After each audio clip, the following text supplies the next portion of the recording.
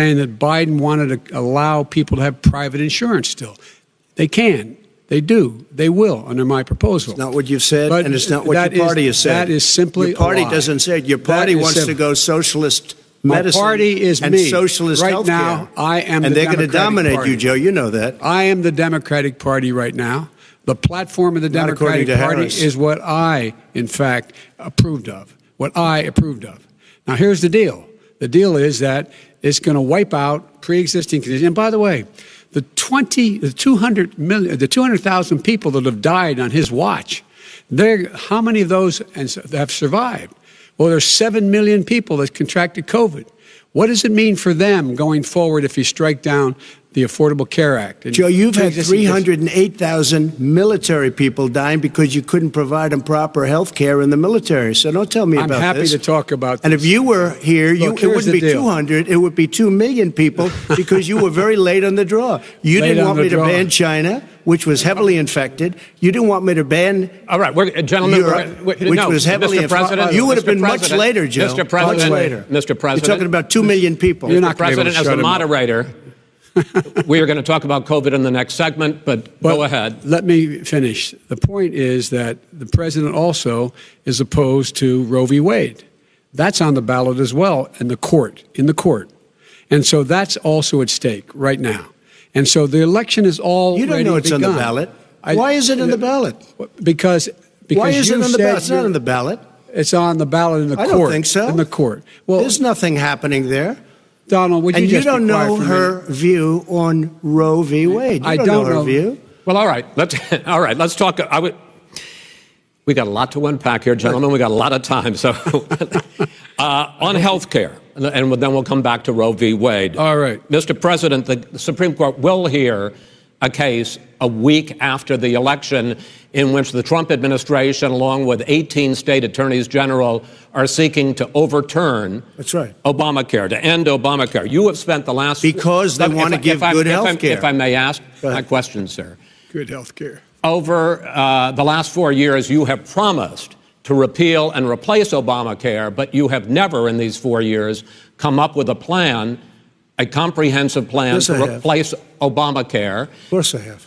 Well, I got rid of the individual mandate. I'm going to give you an opportunity. I got rid of the individual mandate, which was a big chunk of Obamacare. That is absolutely a big thing. That was the worst part of Obamacare. Sir, Chris, that was the worst part of Obamacare. Let me ask my question. Well, I'll ask Joe. The individual mandate was the most unpopular aspect of Obamacare. I got rid of it. And we will protect people with President, I'm the moderator of this debate, and I would like you to let me ask my question, and then you can answer your question. You, in the course of these 4 years, have never come up with a comprehensive plan to replace Obamacare. And just this last Thursday, you signed a largely symbolic executive order to protect people with pre-existing conditions 5 days before this debate. So my question, sir, is what is the Trump health care plan? Right. Well, first of all, I guess I'm debating you, not him, but that's okay. I'm not surprised. Let me just tell you something, that there's nothing symbolic. I'm cutting drug prices. I'm going with favored nations, which no president has the courage to do because you're going against Big Pharma.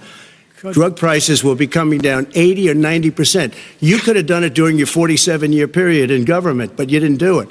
Nobody's done it. So we're cutting health care. All of the things that we've done, insulin. I give you an example. Insulin. It was destroying families, destroying people. The cost. I'm getting it for so cheap.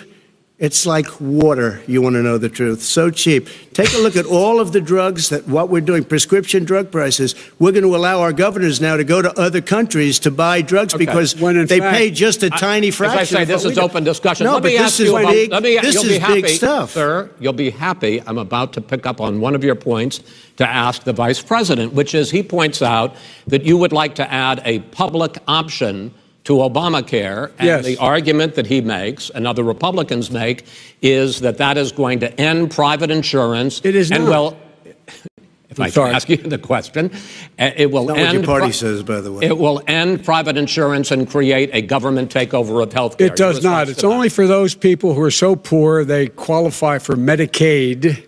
They can get that free in most states, except governors who want to deny people who are poor Medicaid. Anyone who qualifies for Medicare would Medicaid would automatically be enrolled in the public option. The vast majority of the American people would still not be in that option, number one. Joe, you agreed with Bernie Sanders, who's far left, on the manifesto, we call it, and that gives you socialized medicine. Look, hey, are you saying I'm not going to listen to him. The fact of the matter is, I beat Bernie Sanders. Not by much. I beat him a whole hell of a lot. I'm here standing facing you, old buddy. Pocahontas would have left 2 days early. You would have lost every primary. All he knows how to do is Super Tuesday. You got very lucky. Here's the deal. I got very lucky. I'm going to get very lucky tonight as well. And tonight I'm going to make sure, because here's the deal. Here's the deal. The fact is that everything he's saying so far is simply a lie. I'm not here to call out his lies. Everybody knows he's a liar. But you I just want to make sure. Joe, you're the liar. I want to make sure. You graduated last in your class, not first in your class. God, I want to make sure. Mr. President, can you let him finish, sir? No, he doesn't know how to do that. He has, You'd be surprised. You picked You'd be surprised. the wrong guy, the wrong night at the wrong time. Listen, you agreed with Here's Bernie the deal. Sanders to the whole idea. Let him. There is no manifesto. Number Please one. let him speak, Mr. Number President. two. You just lost the left. Number two. You just lost the left. You agreed with Bernie Sanders on a plan folks, absolutely agreed folks, do you have any idea what this clown's doing? They call it Do you have any idea? Socialized medicine. Mr. President. I'll tell you what. He is not for any help for people needing health care. Because he, in fact, already has cost 10 million people their health care that they had from their employers because of his recession. Number one. Number two, there are 20 million people getting health care through Obamacare now that he wants to take it away. He won't ever look you in the eye and say that's what he wants to do. Take it away. No, I want to give them better health care at a much lower price, because by the way, Obamacare he doesn't know how. He doesn't know how to do that. I've already fixed it. He has never offered a plan. Fixed it to an extent. He has never done a single thing. As you might know, but probably don't. Gentlemen, you realize if you're both speaking at the same time, and it's too expensive. Let the president. Go ahead, sir. Obamacare is no good. We made it better, and I had a choice to make very early on. We took away the individual mandate. We guarantee pre-existing conditions, but took away the individual mandate. Listen, this is the way it is.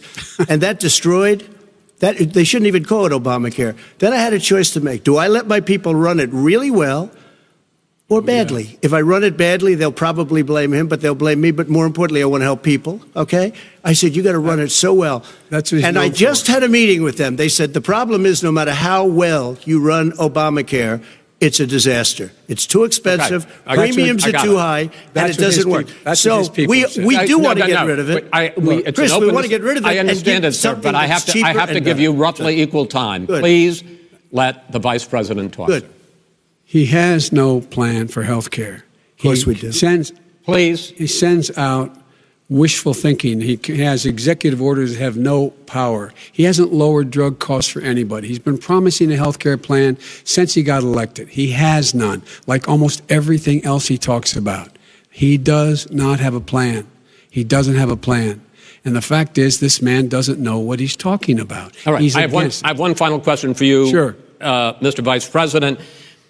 If Senate Republicans, we were talking originally about the Supreme Court here, if Senate Republicans go ahead and confirm Justice Barrett, there has been talk about ending the filibuster or even packing the court, adding to the 9 justices there.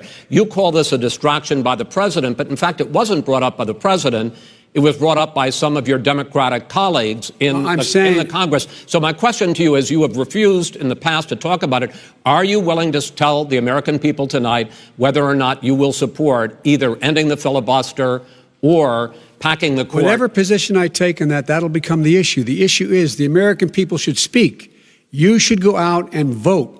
You're in voting now. Vote and let your senators know how strongly you feel. Vote now. Are you going to pack the Make court? sure you, in fact, let people know you're senator. I'm not going to answer the question. Why wouldn't you answer that because question? the question is the question is Justice, radical left. Will you shut up, man? Listen, who is on your list, Joe? Who's on your list? Right, gentlemen, I think this is so unprecedented. He's going to pack the court. I'm not going to give a list. We have ended this segment. We're going to move on to the second segment. That was really a productive segment, wasn't it? Keep yapping, man. The people understand, Joe. They sure 47 do. Years you've done nothing. They understand. All right. The second subject is COVID-19, which is an awfully serious subject. So Let's try to be serious about it. We have had more than 7 million cases of coronavirus in the United States, and more than 200,000 people have died. Even after we produce a vaccine, experts say that it could be months or even years before we come back to anything approaching normal. My question for both of you is, based on what you have said and done so far, and what you have said you would do starting in 2021, why should the American people trust you more than your opponent to deal with this public health crisis going forward? In this case, the question goes to you first, sir. 2 minutes uninterrupted. Good luck. 200,000 dead. As you said, over 7 million infected in the United States. We, in fact, have 4% of the world's population, 20% of the deaths. 40,000 people a day are contracting COVID. In addition to that, about between 750 and 1,000 people a day are dying. When he was presented with that number, he said, it is what it is. Well, it is what it is because you are who you are. That's why it is. The president has no plan. He hasn't laid out anything. He knew all the way back in February how serious this crisis was. He knew it was a deadly disease. What did he do? He's on tape as acknowledging he knew it.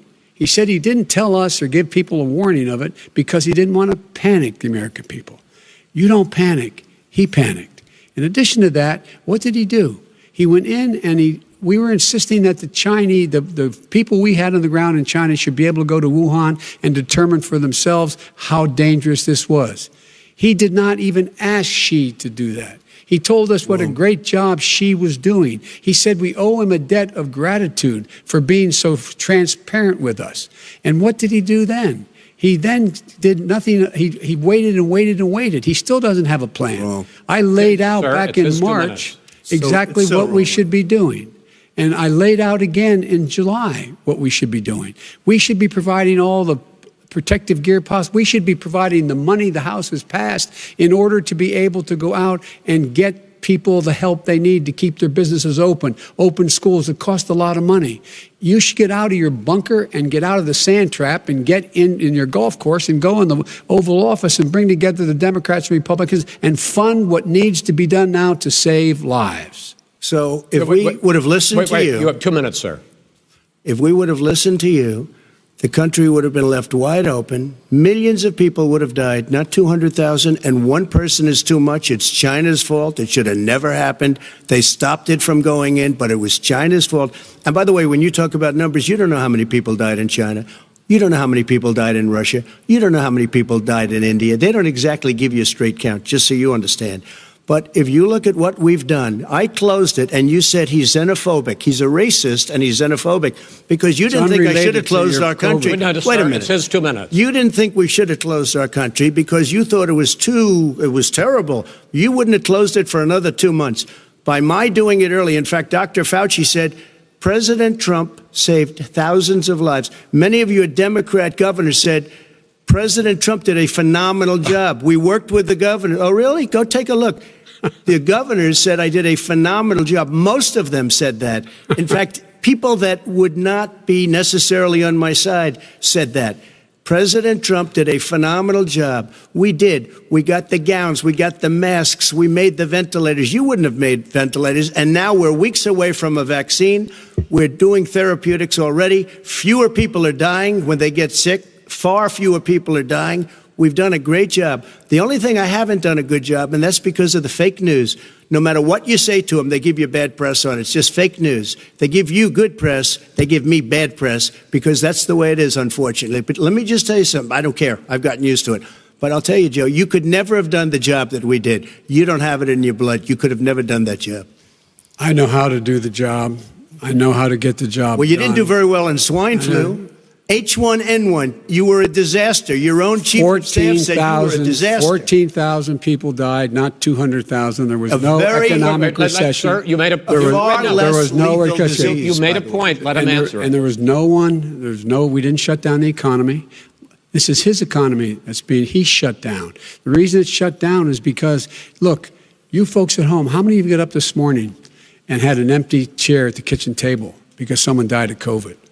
How many of you were in a situation where you lost your mom or dad and you couldn't even speak to them? You had a nurse holding a phone up so you could, in fact, say goodbye. You would have lost far more people. Far more people.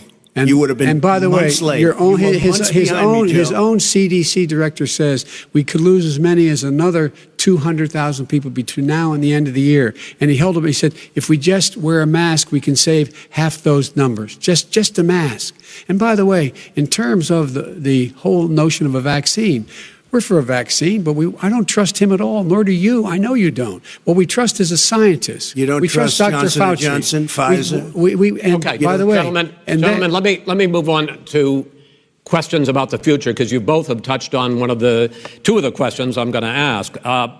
Focusing on the future first, President Trump, you have repeatedly either contradicted or been at odds with some of your government's own top scientists. The week before last, the head of the Centers for Disease Control, Dr. Redfield, said it would be summer before the vaccine would become generally available to the public. You said that he was confused and mistaken. Those were your two words. Yeah. But Dr. Slaoui, the head of your Operation Warp Speed, has said exactly the same thing. Are they both wrong? Well, I've spoken to the companies, and we can have it a lot sooner. It's a very political thing because people like this would rather make it political than save lives. God. It is a very political thing. I've spoken to Pfizer. I've spoken to all of the people that you have to speak to. We have great Moderna, Johnson & Johnson, and others.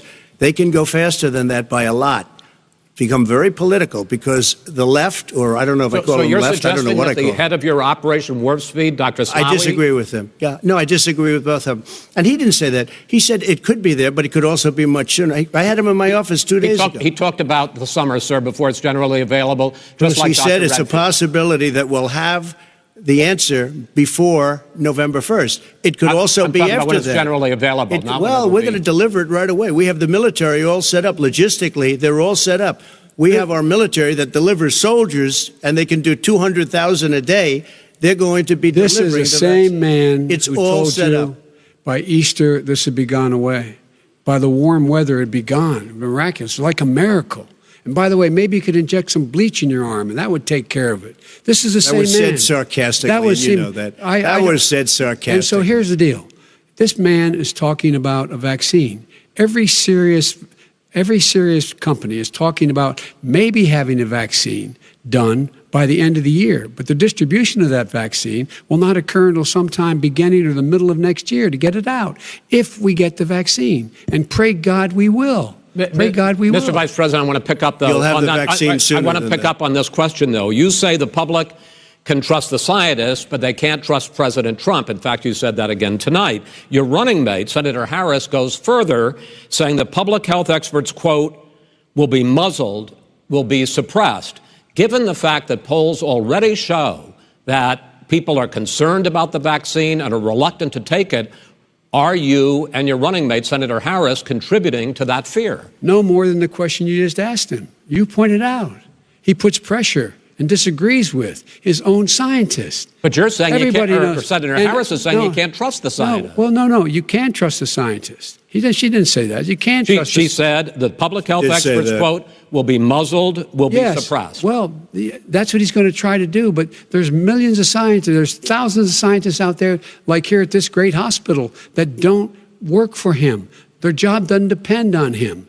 That's not. They're the people. And by the way, I spoke to the scientists that are in charge. By the way, they will have the vaccine very soon. Let him finish. Do you believe for a moment what he's telling you in light of all the lies he's told you about the whole issue relating to COVID? He still hasn't even acknowledged that he knew this was happening, knew how dangerous it was going to be back in February, and he didn't even tell you. He's on record as saying it. He panicked or he just looked at the stock market. One of the two, because guess what? A lot of people died. And a lot more are going to die unless he gets a lot smarter, a lot quicker. Mr. President? Did you use the word smart? So you said you went to Delaware State, but you forgot the name of your college. You didn't go to Delaware State. You graduated either the lowest or almost the lowest in your class. Don't ever use the word smart with me. Don't ever use that word. Oh, give me a break. Because you know what? There's nothing smart about you, Joe. 47 years you've done nothing. Let's have this debate. And if you would have had, let me just tell you something, Joe. No, if you would have had the charge of what I was put through, I had to close the greatest economy in the history of our country. And by the way, now it's being built again. See, and it's We're going to going get up to the fast. economy in the next segment, sir. Okay. It's going up fast. Okay. Look forward to talking. When it comes to how the virus has been handled so far, the two of you have taken very different approaches, and this is going to affect how the virus is handled going forward by whichever of you ends up becoming the next president. I want to quickly go through several of those.